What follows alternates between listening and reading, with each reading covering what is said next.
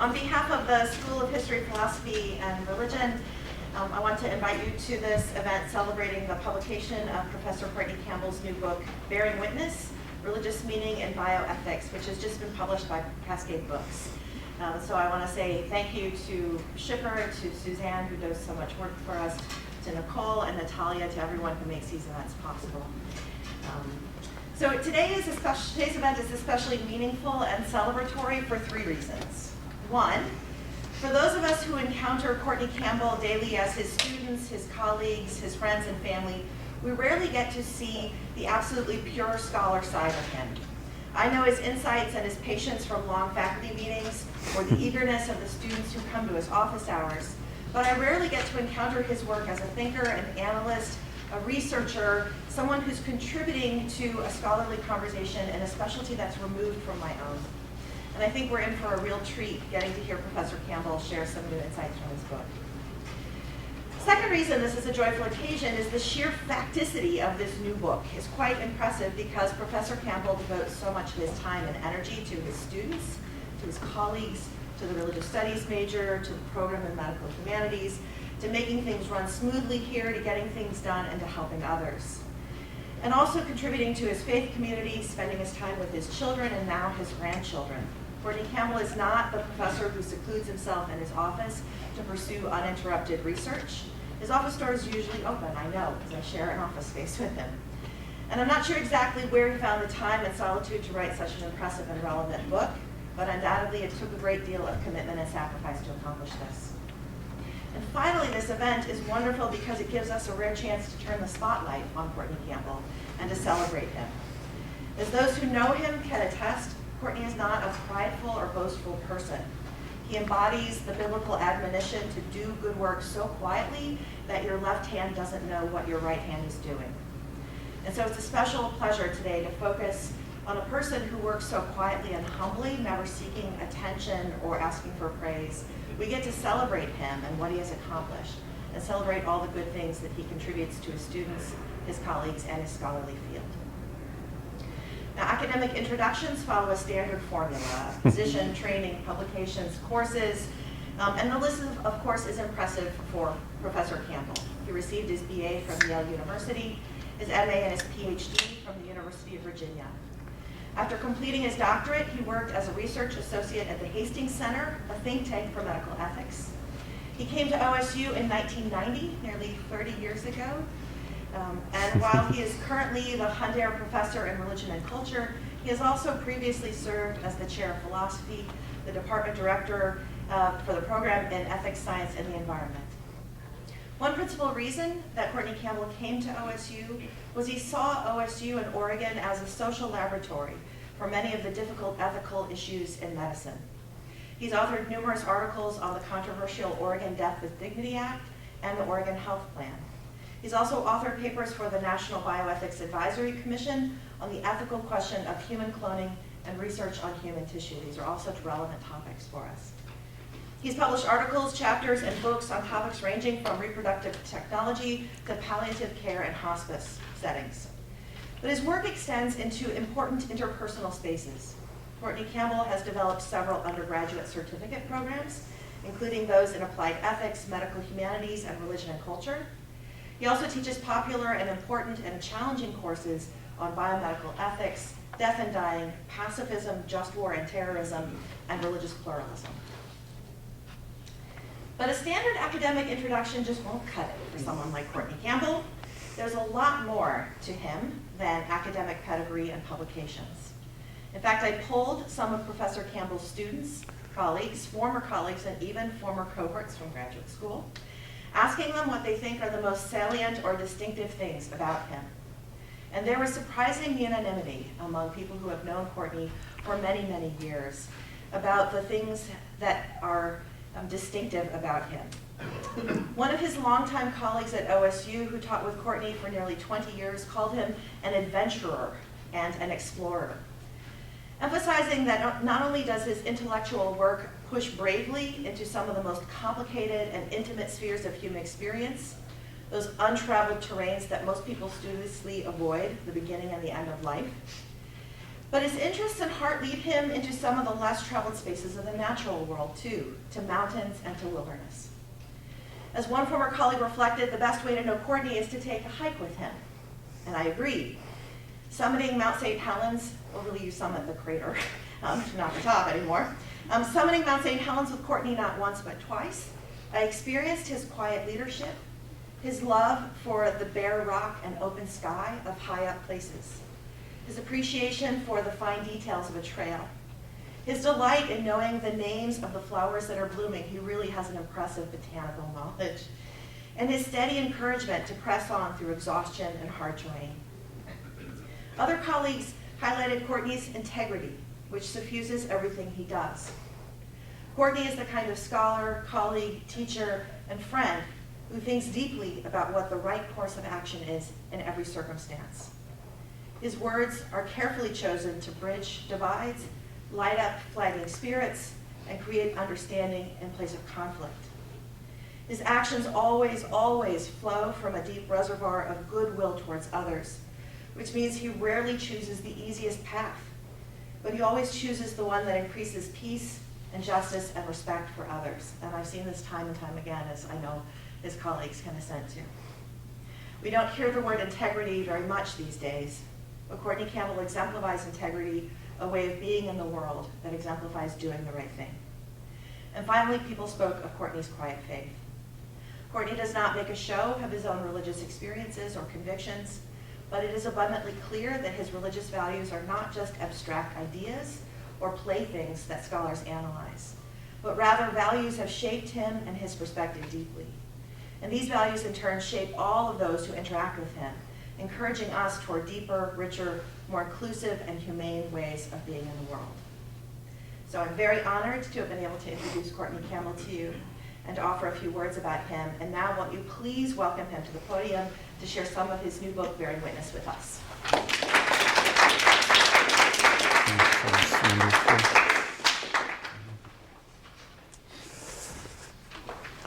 Because I have a little bit of impediment on my left foot, I'm going to be seated.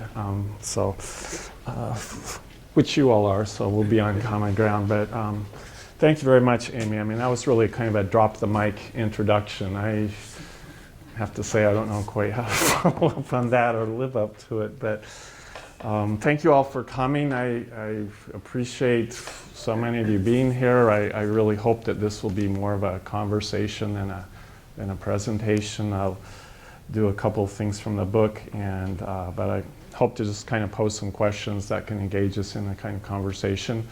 I also wanted to thank all the sort of infrastructure of Shipper that helps put these programs together. So Suzanne and Natalia and Nicole, which without their help, these things don't happen. And again, thank you again, Amy, for she's doing research on my colleagues. Wow, that's above and beyond the call. So this book has been out a couple of months. A lot of it, as Amy sort of surmised, was actually kind of composed while I was on hikes of various kinds, or at least the ideas were generated. The book reviews that have come back are it's academic. It's too long. The print is too small. Those are from my family. So in due course, other reviews or help will come out. At least we've tried to work on that. But the book starts out with a kind of short narrative of a vigil at my mother's bedside following a stroke that she had that was very debilitating. And so I'm going to read a couple of paragraphs of that. First, the opening paragraph, and then skip a couple paragraphs and sort of close the story off. But I was sitting on the floor in a darkened hospital room, writing by the illumination of lights from the nurse's station outside the room. New Age music emanated softly from a CD player on a chair. There was an unusual serenity and calmness present in that room, disrupted only by the ever-present beeping of the machines monitoring my mother's physiological status as she lay motionless in the hospital bed. The beeps and the statistical output from the data they relayed informed her professional caregivers, my siblings and myself, that my mother was still alive, despite her present condition of unconsciousness subsequent to a severe intracranial hemorrhage.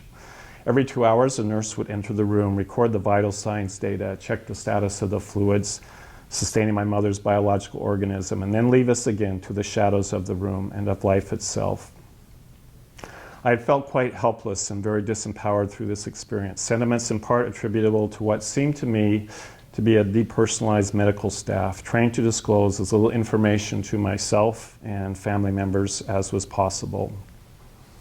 I'm skipping ahead a couple paragraphs where we were thinking we had to make some treatment decisions for my mother. So personally, if it came to it, I was inclined to have treatment discontinued rather than have a further surgical intervention undertaken. Although the specialists could not make a confident prognosis until or if my mother revived to consciousness, they had raised the prospect that, as things stood, in an unconscious stupor of this duration, the effects of the stroke on my mother's physical, cognitive, and relational capacities were quite likely to be very significant. Even were surgery successful, they anticipated she would have some permanent paralysis, loss of mobility, compromised memory, and speaking difficulty. These impairments would not mean her condition would be incompatible with a life of some duration, but cumulatively they could entail a compromised quality of life for a woman who had been quite independent. I questioned whether this would be a life my mother would desire. This was a perspective that my brother and sister, the other proxies, did not share with me. At a deeper psychological level that I really didn't wish to explore with myself, let alone my siblings, I envisioned that an impaired life for my mother would also entail an impaired relationship between my mother and I. Existentially, I had little doubt that my mother had fulfilled whatever calling or purpose brought meaning for her mortal life, and I felt it important to honor her convictions that her spiritual self would continue to exist, learn and progress in an afterlife. So that narrative sort of becomes a way into the rest of the book. That is to say, my family and I, my siblings and I, we'd kind of done everything that we could with respect to, the medical decision-making process, having the sort of bioethics authorized advanced directives and so forth. And, I find myself in the room with New Age, and it was, when I'm writing this, playing and thinking, what has all my scholarly training to do with this? I mean, I seem helpless, disempowered. Bioethics doesn't really have anything to offer. I'm not sure the medical professionals had anything to offer. I mean, my family members, my siblings, we needed healers, and what we had in that situation were professional technicians. They were very professional, but they weren't healers. And so there was a real kind of what I call a chasm of meaning. So that becomes sort of the way into the book, sort of a metaphor for what I'm trying to explore throughout the whole book, where kind of bioethics and medicine tend to fail or be incomplete. As I go through the initial chapter, I relate a couple of examples from my professional and experience that I thought I'd just briefly share with you. Amy had mentioned that one of the reports I had done back, I guess this was 20 years ago now, but I had been invited to be a consultant for the National Bioethics Advisory Commission that was under the Clinton administration.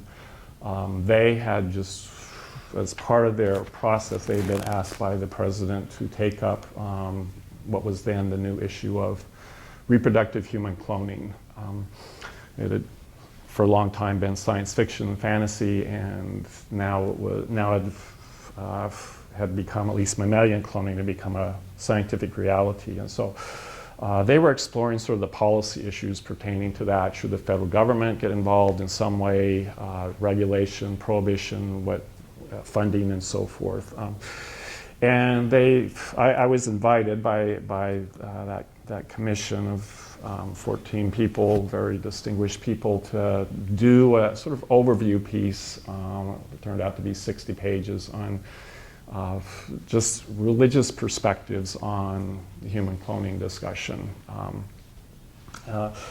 which I did. I kind of went through all the different religious traditions that I was familiar with and that had written or had contributed some literature on the subject, as well as other traditions that I was less familiar with. I mean, but whose sort of myths of origins, like indigenous religiosity and Hawaiian mythologies and so forth, kind of, again, could they fit cloning within their kind of worldviews? And so, my 60-page report was presented and, became part of the public record. But what was interesting to me is when the commission came to write their final policy recommendations,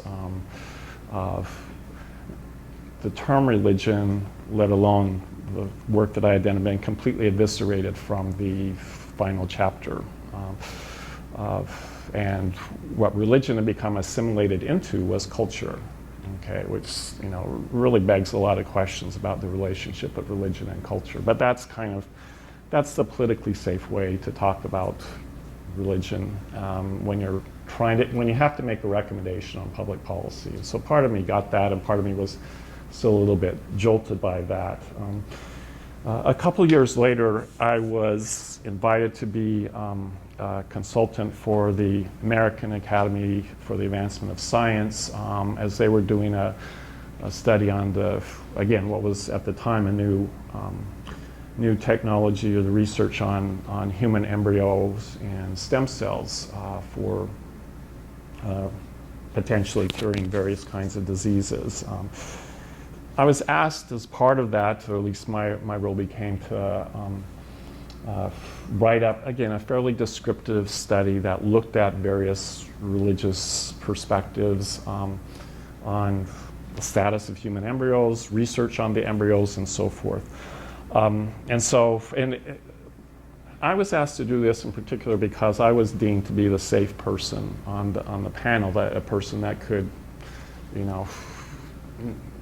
do a fair-minded sort of assessment of the arguments that were offered because there was a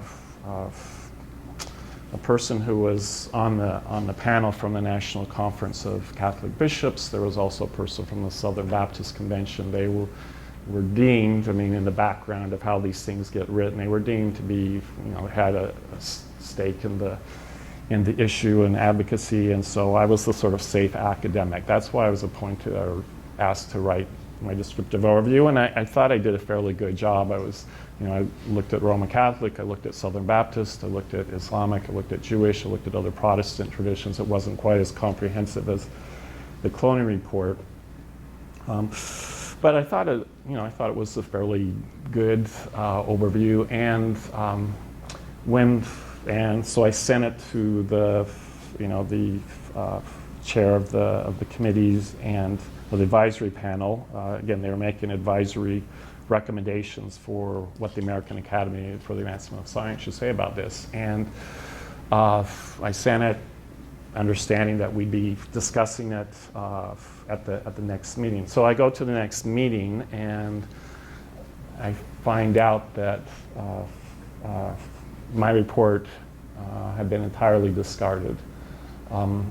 And as I write in the book, it was probably the best paper that never got read, let alone published, that I've written, not the best paper in the history of the world. It had been discarded, and what had supplanted it was a philosophical analysis based on John Rawls's theory of justice, which entirely peripheralized or marginalized religion. And what I came to recognize in retrospect, it took me a couple of years to figure out what was really going on in both of these, particularly the latter ones, that is that the wars of culture, the culture wars, had sort of infiltrated, had seeped over from the broader cultural context into this professional field that had some policy implications, the field of bioethics. So again, with that personal narrative, with the bedside vigil, and then those professional experiences, what I'm trying to do in this particular book is try to make a case for the significance of religious values, for religious narratives and symbols in three different kinds of settings. One is the pedagogical context for bioethics, courses that I teach, courses that many of you teach here.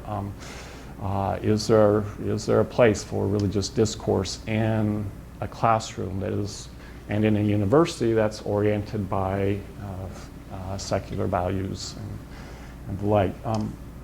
Secondly, can I make a case for the significance of these values, symbols, and narratives within the context of my professional world, the professions that look to bioethics for guidance and that rely on sort of interactions between bioethicists and medicine and nursing and pharmacy and so forth, the kind of where I do my sort of stock and trade in parts of my other life. And then thirdly, sort of the policy realm, which is where the last two narratives come from. Is there a place for religious symbols, values, and narratives within the policy realm of bioethics? And you have to make public policy on some of these issues. It moves beyond sort of the personal, it moves beyond the pedagogical, it moves beyond the professional realm of discourse. People have to make decisions that are going to impact policy for the society as a whole. And what I'm trying to so those are kind of the three realms I'm particularly focused on, and I'm looking and I'm pretty sharply critical actually of the appropriation within all of these three realms of what the philosopher Richard Rorty called the Jeffersonian compromise, or the Enlightenment compromise with religion. And on Rorty's account, that Jeffersonian or Enlightenment compromise with religion meant that religion gets entirely privatized and has no real place or no presence in the broader public sphere, that public discourse and public reasoning is really immune from religious views.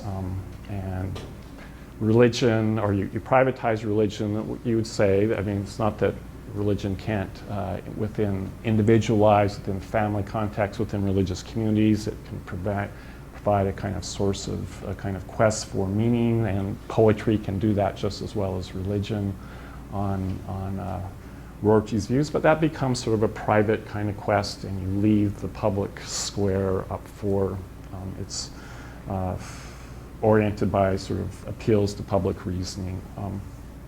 And this is a little bit of a side point. This is not in the book, but Rorty's I don't know how many of you are familiar with Rorty. I know Stephanie is, but Rorty was always kind of a fascinating person to me, because on the one hand, he's very secular oriented, to be sure, and pushed in a very kind of relativist direction, and yet, because his spouse was a member of my faith tradition, the LDS faith tradition, he would come to the LDS church meetings and sing the hymns and so forth, and he'd sing hymns of Jesus of Nazareth, the very thought of thee. And I kind of always wondered what was really going on. Was he just kind of partitioning himself, or he was just there with his wife? And I never asked him. I was just a graduate student at that particular point. I didn't have any, but it was just kind of very interesting that a person who in their public, in their professional sense, really wanted to enforce this kind of separationist Jeffersonian compromise, in their private and familial life was, again, not as a believer by any means, but just sort of enjoyed the ritual, it seemed like. It was very kind of interesting. But anyway, so that's the kind of context for the book. I'm really trying to draw on my experience as an educator, and I talk a lot about my students in here because I learn from my students as much as from anybody. I talk about my role as a bioethics consultant, as a professional scholar, but also my role as a caregiver, as sort of indicated by the first narrative. And because of sort of those professional experiences, 15, 20 years ago, I found myself pushing more and more in the direction of what I call an ethic of prophetic critique. I don't see myself as a kind of what I call a priestly ethic, where I'm sort of blessing and sanctioning the newest technology that's coming along, but rather I'm engaged in a criticism of prophetic critique of bioethics as a profession. I'm engaged in prophetic critique of some medical technologies, or at least the way that we talk about those in these three different realms of ethics: the policy, the pedagogical, and the professional.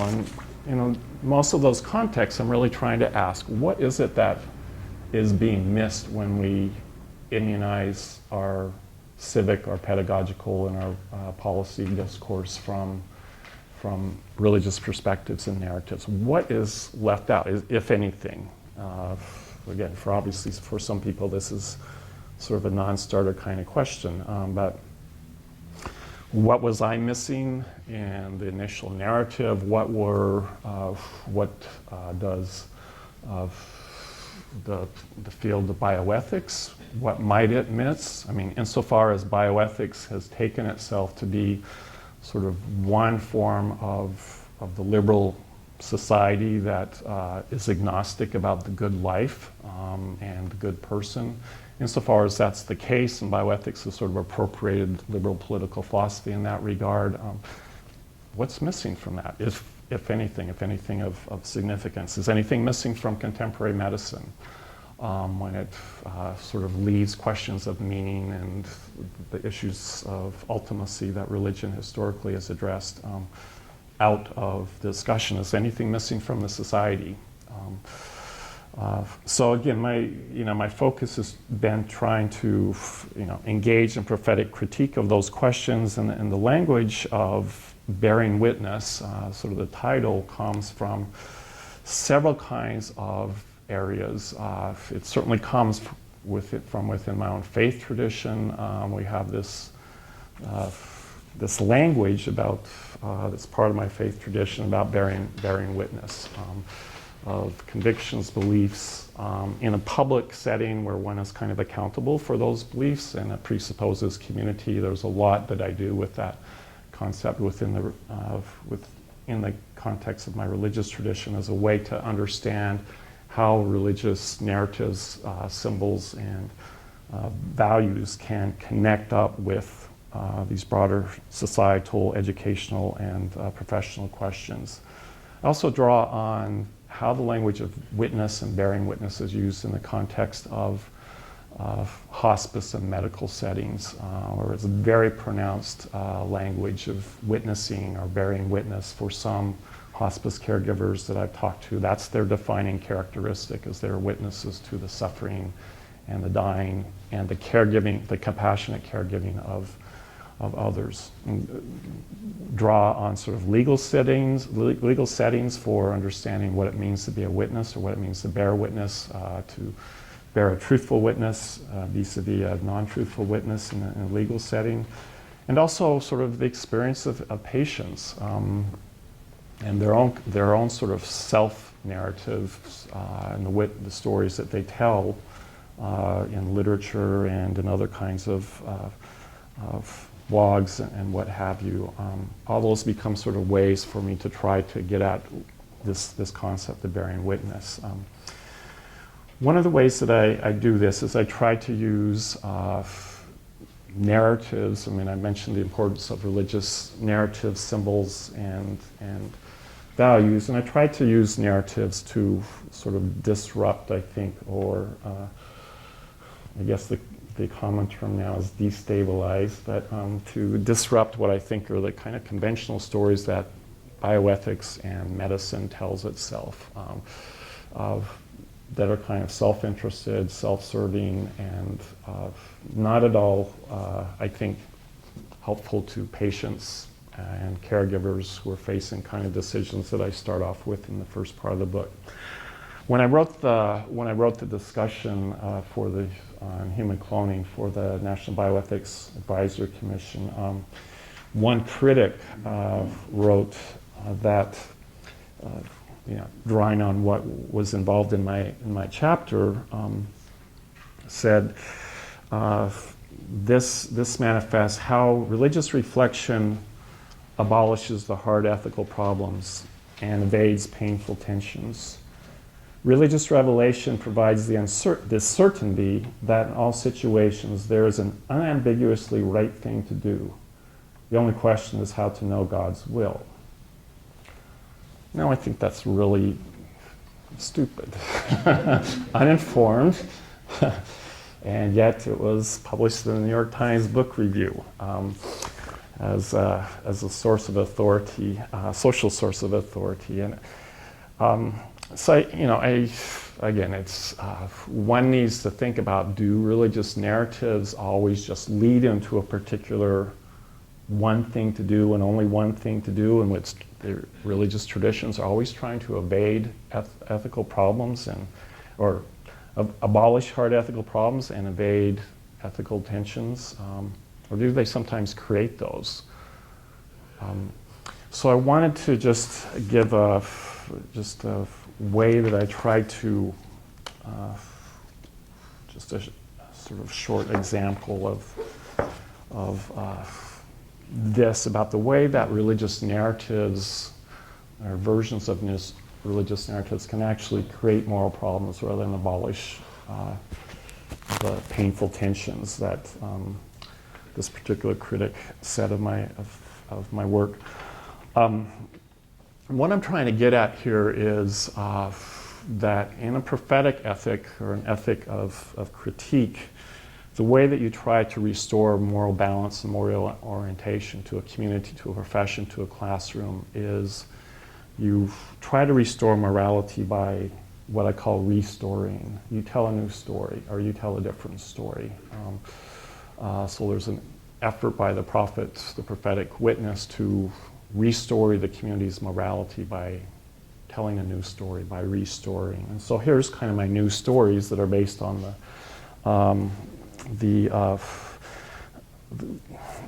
what at one time I would have taken for granted as sort of a common cultural heritage of Christianity, but I know for my students I can no longer make that assumption. This is the parable of the Good Samaritan.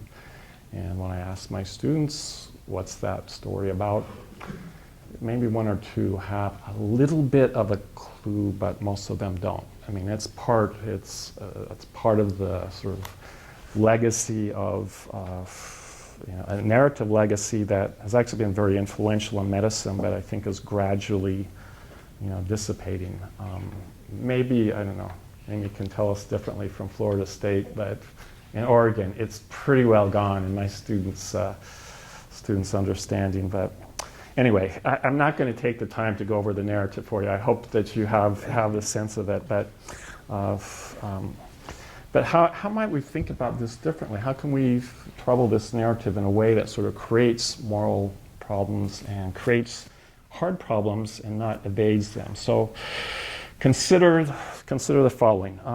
The Good Samaritan might have undertaken his journey to Jericho and by chance himself been the person assaulted by the robbers. The Good Samaritan had the good fortune of being able to provide needed assistance rather than having to fend off violence. But what if the Samaritan had been the one that had been attacked by the robbers? What would love of neighbor require in that situation?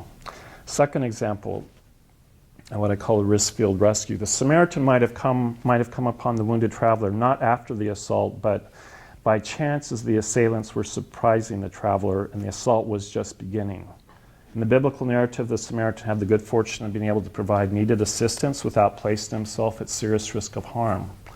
But if we introduce an element of personal risk into this restoring, the story presents an issue of the scope of love of neighbor love for a neighbor when providing care and benefit comes at significant cost to one's own interests and well-being. Stigma or contagion. The Samaritan might have, by chance, come upon a wounded person who is suffering from some kind of socially stigmatized disease, such as a common contagion of the time like leprosy. Indeed, such a stigmatizing condition and associated social ostracization may have even presented the robbers with an exclusivist rationalization for harming. Again, I'm thinking obviously of sort of stigmatized disease in our own setting. Fourth, rescue refusal. The Samaritan could, by chance, have come upon a conscious wounded traveler who, where he has been left half dead, refused the Samaritan's assistance and requested only to die without pain. The Good Samaritan had the good fortune to render assistance to a person who did not or could not refuse or resist the proffered help. Fifth, restricted access. The Samaritan might, by chance, have encountered on his journey a wounded traveler from a disparaged minority or foreign culture, such that there was no wayside inn that would give refuge or sanctuary to the wounded man and continue to provide care for him as he recovered. Sixth, financial barriers. The Samaritan might have been able to provide care for the immediate needs of the traveler, but by chance lacked the financial resources, at least in the time of need, to compensate those who could provide lodging and continuing care as the Samaritan continued on his journey. Obviously there I'm thinking about the backdrop to the scandalous lack of access to care in the health care in the United States. Seventh, prioritizing care. The Samaritan by chance might have encountered a situation in which several persons had been assaulted, each of whom needed assistance to live. Several persons, including the religious figures, might have been injured at the same place, or persons might have been injured at a further stage in the journey due to multiple attacks by the robbers. So what I'm trying to do in those sort of scenarios is rethink and restory the Good Samaritan narrative, not because that's unimportant. I do think it's a very valuable kind of narrative, but ways that it can be restored so that, the religious narrative becomes a source for thinking about ethical issues, not a way to evade them or not a way to abolish the hard problems. So I'm trying to, again, throughout the book, just bear a witness to values that I think once constituted medicine in the not recent past, and once, at least when I got into the field of biomedical ethics or bioethics, to its kind of formative values that I'm trying to recover those in a prophetic sense, values that now might be unsettling for readers, if there are any of this book, but besides my family critics. So I want to focus a lot on what the meaning of calling and vocation is, rather than understanding medicine as a career or an occupation or a job. And so I really play with that distinction a lot. I want to focus a lot on the concept of healing and retrieve some of the biblical and the medical roots of that to at least temper the contemporary medical fixation on curing. I want to highlight the concept of covenant. I do come from a covenantal religious faith tradition, but covenant carries some deeply resonant values within this culture, I would still say, that sets it apart from sort of a contract form of interaction. My view is that medicine, contemporary medicine, insofar as it's bought into a narrative of a provider-consumer model of medicine, that it focuses on medicine as a career rather than a calling, on curing rather than healing, it risks a kind of moral bankruptcy. It becomes just rather than a transformational experience, it becomes a transactional experience. And I want to focus as well on sort of notions of suffering and the meanings of suffering as just distinct from the medical emphasis on sort of quantitative pain scale measures, right? You've all experienced it. How does your pain feel on a scale from 1 to 10 or on these 5 smiley faces? well, it tells us something, but it doesn't tell us very much of meaning. So discuss that. And then and how we, and here I borrow some language, frankly, from some Buddhist scholars that I've very much appreciate all their insights on both suffering, but also how to be with dying, instead of fighting off death as the enemy. How we can be with dying, because we're beings that are we're beings that are experiencing dying and suffering on a perennial kind of basis. And so, if I can, just to close off my remarks, I'd like to close with this, again, a final sort of personal narrative.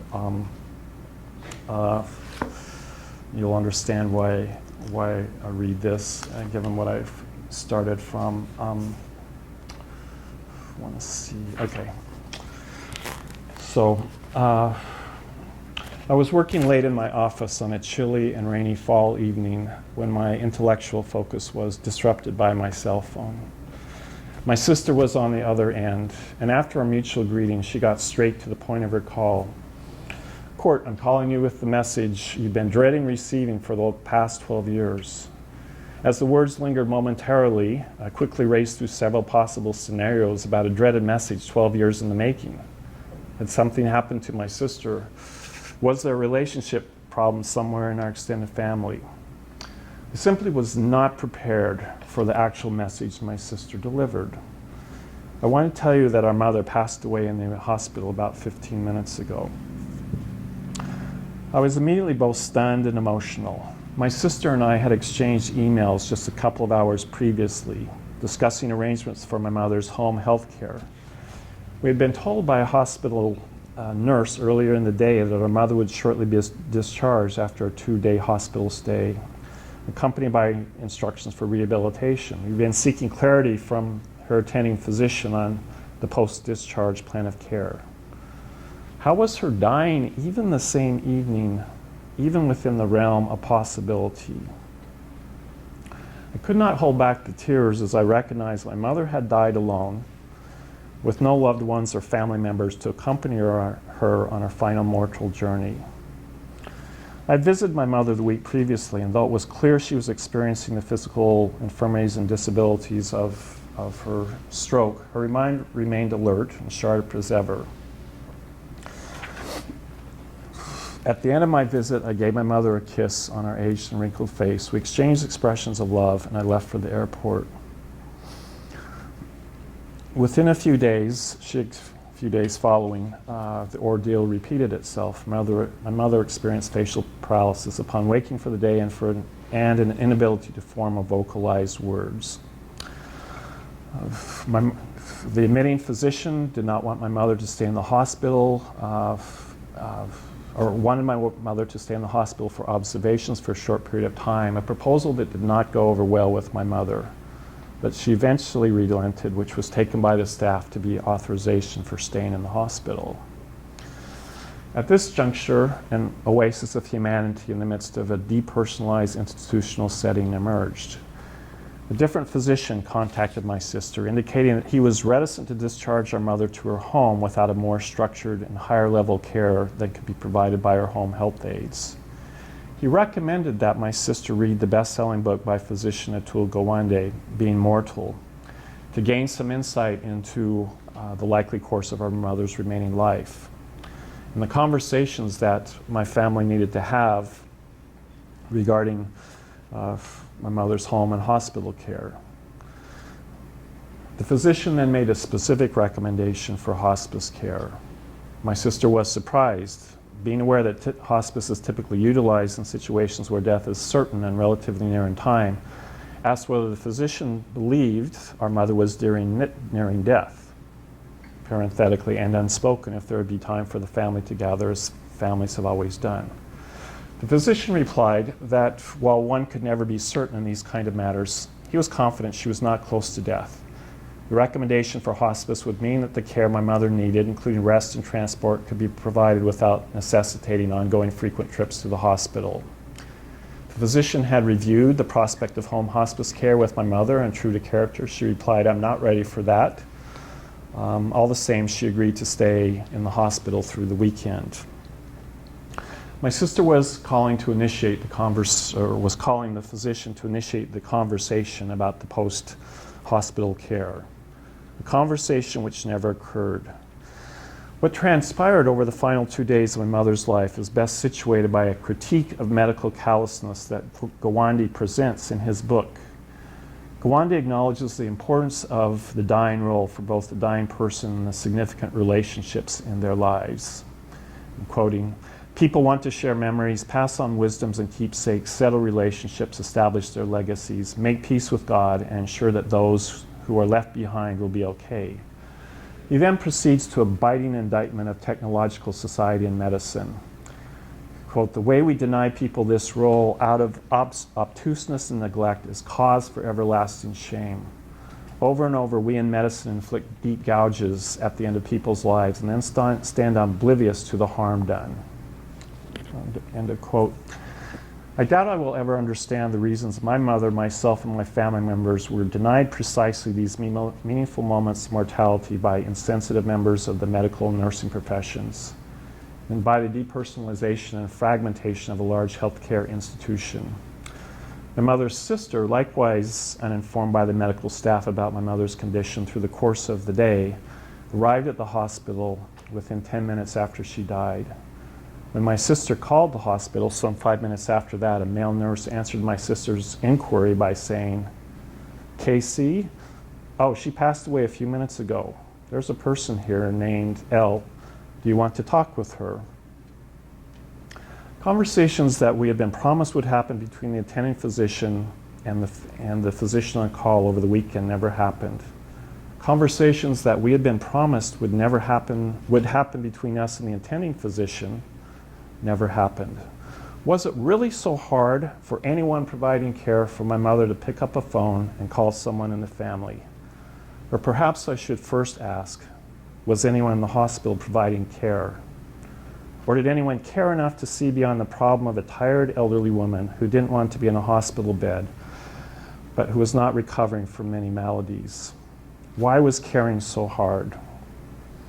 As much as it pains me to compose this, my mother did not die well. She died in a hospital bed, quite possibly the last place on earth she would have wanted to spend her final days in mortality. She died without anyone from her family present. Her children, her grandchildren she'd seen the weekend before, her siblings. She died alone, and I mean that literally. Not only was no member of the family present to say goodbye, no one was in the hospital room with her. She died without anyone of significance in her life knowing, even as she was treated as a person of no significance by those who did know. All these wounding circumstances, these deep gouges, in Gawande's words, of her dying were entirely avoidable with some basic communication.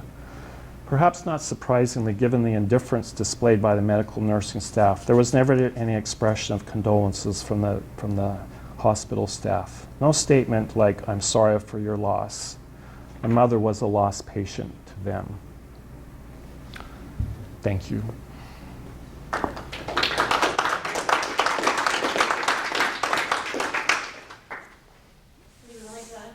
Sure. Yep. Yeah. Gary? Yeah.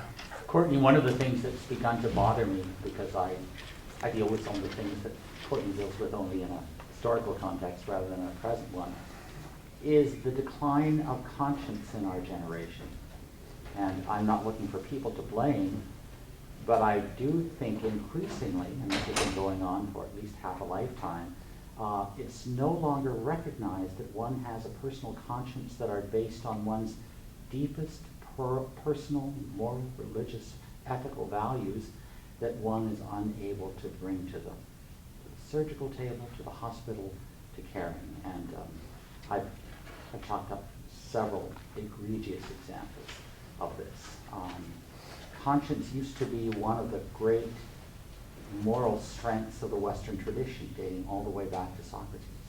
Now, if you hold to a view that is incompatible with, I'll say, a relativist or a secularist worldview, you're often not permitted to exercise that conscientious concern. Do you deal with this at all in your book? Do you Well, talk about it? yeah, actually the last chapter of the book deals with conscientious objection in medicine, where, you know, professionals they have professional commitments, but they also have personal faith-based, or they don't necessarily have to be their claims of their own conscience based from however they arrive at those, and how those sometimes conflict. And basically I sketch out kind of three alternative options. They're what's called the conscious absolutism. Anytime anyone makes a claim of conscience, that ought to be recognized and allowance provided. And I take this to be something along the lines of what the Trump administration has been trying to do with its freedom of conscience rules that were recently rescinded about 2 weeks ago. But that would be one example of conscious absolutism. On the other hand, there's what's called where many of the bioethicists and I think scholars of medicine are coming from, is a sort of no tolerance of conscience claims. If you have a issue of conscience, that likely would surface in the context of your caregiving, then you need to choose another profession. And they're very kind of direct about that. And I engage in criticisms of both those, which I think are extreme kind of views, and develop a kind of, I'm drawing on some other scholars in this area, but developing kind of a way that I think conscience can be exercised in the context of medicine, as well as what you were talking about more broadly in the society, that conscience, the appeals of people to conscience can be recognized and accommodated at the same time that the needs of patients for care, or the needs of institutions to carry out their institutional mission, can be accommodated. So anyway, I developed a kind of concept of the integrity preserving compromise with respect to conscience in the last the last chapter of the book, just because I do think it's a very vital kind of issue, and because the concept of conscience is, in the 20th and 21st century, so very much different than, say, Socrates has constructed it, or Paul in his epistles constructed it. I mean, conscience is social construction, and conscience is going to have biases and so forth. I mean, that's kind of, I agree, and I'm not thinking just of the hard cases. I'm thinking of people bringing their personal values to the bedside. And in many places in the hospital care, that's not permitted. You're not permitted to bring any personal views. And the result is that what a deeply thoughtful, moral person has to bring by way of comfort, mercy, compassion, and a whole variety of things arising from personal values is prohibited from doing that. And I think it just adds to the, what shall we say, to the decline of personal medical care. Mm-hmm, mm-hmm. I think, perhaps in some kind of context of institutionalized settings, that I mean, I'm not sure which people you're talking about are prohibited. I mean, certainly physicians are reticent. Caregivers, less. I mean, I think there are creative spaces for that. In the hospice context, my familiarity with all that goes on in hospice, those kind of considerations and values are certainly welcomed, as the patient is dying. So, yeah, thank you. Thanks. Yeah, David. The use of the word narrative so much in what you said tonight, and I'm guessing most of us were hooked by the narrative of the death of your mother, and how destabilizing but intimate that could be for the book and for us. Could this book for you have been written without that narrative? The last one? Yeah. Yeah. I mean, I'm right in the middle of the chapter on dying well when I get the phone call from my sister. So I was very close to having having it done. I mean, I was working on sort of further revisions as these things go. So yeah, I mean, I'd certainly planned for that, for the book to kind of go to for the next round of revisions and so forth without that. But I can remember the sentence, where I broke off when I got the phone call. It was in that chapter on dying well. I mean, it's just kind of really an odd thing. But so I think that people that have read that particular chapter, because I have to say, I mean, that's very personal. It's intimate. It's not. There's academic stuff in there, but the people that have read that have wondered, does it really fit within the rest of the whole book? Is it, I said, you sound really angry in this. Well, yeah, I mean, I kind of, and for the most part, I'm trying to keep the even keel on other things. So I kind of do mean, I mean, it comes right in the middle of the book. I'm kind of meaning to, okay, if you've not been able to make it through the first 6 chapters without, your eyes shutting, here's kind of the jolt, so to speak. So I guess I really am, there's a kind of literary or, pedagogical purpose for that narrative, and why I decided, okay, yeah, let's try it out, because it was, again, right what I was talking about at the time that I was writing, and now I'm living that. I'm not talking about bioethics any longer. I'm living the experience, and it's, as I said, the fact that my mother died alone, is, given all of what bioethics talks about, all of what medical profession talks about, and she died alone, and no one could pick up the phone to tell anybody else. I mean, it violates the ethical core of what I've tried to argue for the last 30 years. So in certain respects, it reflects on the, again, kind of the meaningless of some of the stuff that I do, or the lack of practical instantiation. So there's a level in which it's indicting kind of the stuff that I'm writing about, or that I'm teaching. It kind of works at a lot of different levels. Yeah. Yeah, Chris. First I want to say thank you. That was really moving, some of what you presented.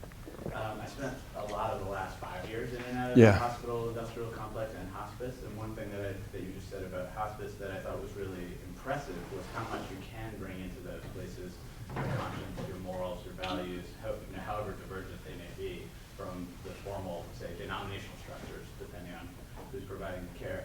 But one thing you didn't really mention much, and I'd be curious to know what you think about it, I bet you have some thoughts, is capitalism and the role of for-profit, non-profit within this matrix, and how that fits with questions of bearing witness and questions of religious meaning itself. Yeah, and it has a particular application to hospice, because hospice, when it developed in the United States in the mid-1970s, was entirely volunteer organizations. Our community program, which has had a change of name recently, now it's called Lumina Hospice and Palliative Care, is still community supported. It's not a for-profit, but it's kind of going the way of the dinosaur, I have to say. So as I kind of intimated at a couple of points, I don't have a full-blown critique of the medical industrial complex. I do, and that's probably something that I there were some things that I had to cut out to get this book published, and there was a chapter that sort of went into the social implications of healthcare that dealt with that to some degree, and it's kind of the compromises that you have to make sometimes. But so there's some in there. There's scattered kind of comments. My sense is that the effort to make Well, I guess I do start, and I do mention this in the book. Healthcare, to me, is a public good. It's a shared good. It's a shared communal good. And all the efforts that I see in industry, in the pharmaceutical realm, in the professional realm, let alone health insurance and economics and the law, seeks to transform healthcare as a common shared public good into a private commodity. And one ramification of that is we have, 25 million. It used to be 45 million before Obamacare, but we still have 25 million people that their only access to the healthcare system is through the emergency room door. I think that's a scandal. I just think it's an absolute obscenity that exists in a country that devotes more $3.5 trillion annually to healthcare. That's our expenditures. And we can't somehow figure out how 10%, not quite 10%, I guess, was it 10% at one point, but roughly about 8% of our population, their only access to care is through the medical, through the emergency room. I just think it's obscene. So that's kind of the big picture view, and what I particularly emphasize, since I'm in the book, insofar as I'm focused on sort of physician-patient interactions, is how notions of contract and transactionalism and consumerist-based medicine, consumer-driven medicine, and all the baggage that comes into medicine when you think about the person that is sick as a consumer, presumes they got access to care in the first place, which isn't true in a good number of instances. Presumes that they've got fully informed choice, that they can or full information to make an informed choice. Presumes they have choice in the first place to go to whichever hospital they want in the way that they can go to whatever car lot. I mean, it's just, so that kind of thinking or that kind of model of healthcare is really something I'm averse to and critical of in portions in the book. And I do think that part of this is where I frankly fault my own religious community in the book, is that my own religious tradition has not come out with any kind of public statement advocating for access to health care as a basic right of persons. Most religious traditions have, a good many have. I think that's where we should not still have 25 million people uninsured, and depending on what happens with Obamacare and rescinding pre-existing conditions and so forth, all the things that the Trump administration has been trying to do. I mean, that's something that the religious traditions can, I think, join common cause actually with secular philosophers and secular bioethicists. I mean, there is a common interest there. And there's a couple of points where, again, I kind of point to that in the book, but it's, anyway, that's kind of just my thoughts about it. Yeah.